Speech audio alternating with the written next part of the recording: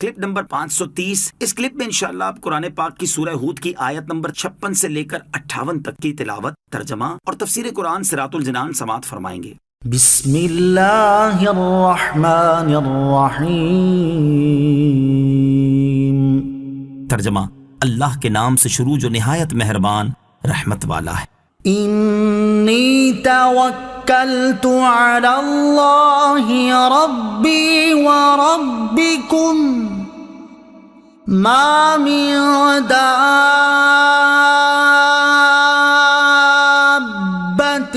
الا هو آخذ بناصیتها ان ربی علی صراط مستقیم۔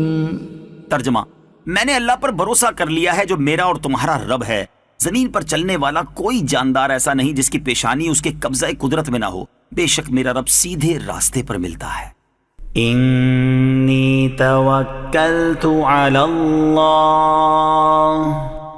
میں نے اللہ پر بھروسہ کر لیا ہے، یعنی تم اگرچہ ہر طرح سے کوشش کر کے دیکھ لو لیکن مجھے ہرگز نقصان نہیں پہنچا سکتے، کیونکہ مجھے اللہ عز و جل پر توکل اور اسی کی حفاظت پر بھروسہ ہے۔ وہ میرا اور تمہارا دونوں کا مالک ہے۔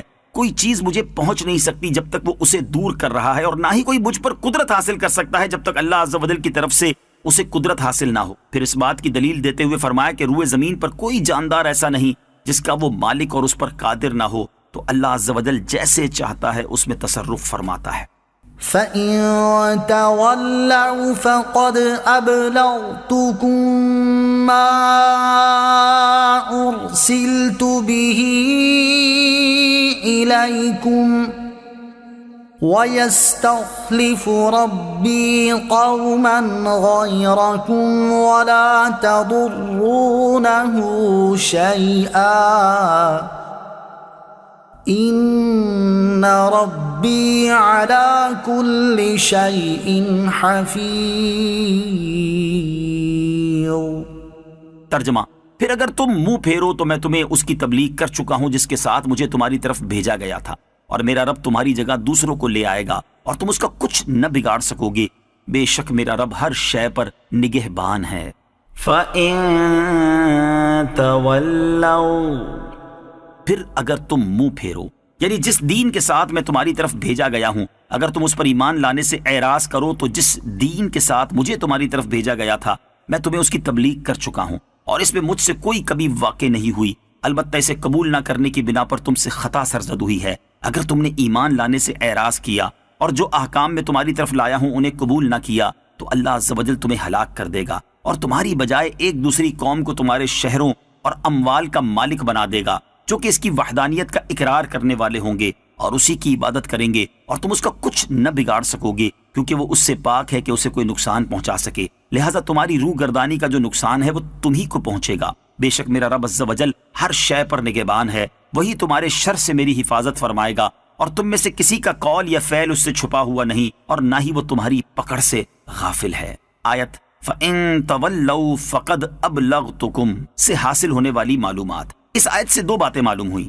نمبر ایک، انبیاء کرام علیہ الصلوۃ والسلام اپنی امت تک سارے شرعی احکام اپنی حیات شریف میں پہنچا دیتے ہیں، کوئی بات چھپا نہیں رکھتے۔ نمبر دو، اللہ تعالیٰ کا قانون یہ ہے کہ اگر کوئی قوم دین کی خدمت نہ کرے تو اللہ تعالیٰ اسے برباد کر کے دوسری قوم اس کی جگہ مقرر فرما دیتا ہے۔ جیسے ابو جہل وغیرہ نے سرکشی کی تو انہیں ہلاک فرما کر مدینہ طیبہ کے انصار سے دین کی خدمت لے لی۔ ہم اس خدائے قادر و قیوم کے حاجت مند ہیں اور وہ سب سے بے نیاز ہے۔ وَلَمَّا جَاءَ أَمْرُنَا نَجَّيْنَا هُودًا وَالَّذِينَ آمَنُوا مَعَهُ بِرَحْمَةٍ مِّنَّا وَنَجَّيْنَاهُم مِّنْ عَذَابٍ غَلِيظٍ۔ ترجمہ، اور جب ہمارا حکم آ گیا تو ہم نے اپنی رحمت کے ساتھ ہود اور اس کے ساتھ والے مسلمانوں کو بچا لیا اور انہیں سخت عذاب سے نجات دی۔ وَلَمَّا جَاءَ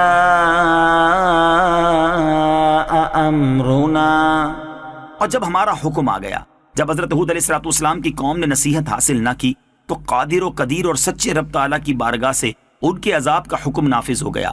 جب ان کی ہلاکت اور ان پر عذاب کا حکم آیا تو اللہ تعالیٰ نے حضرت ہود علیہ السلام اور ان پر ایمان لانے والوں کو، جن کی تعداد 4000 تھی، اپنی رحمت کے ساتھ عذاب سے بچا لیا، اور قوم عاد کو ہوا کے عذاب سے ہلاک کر دیا۔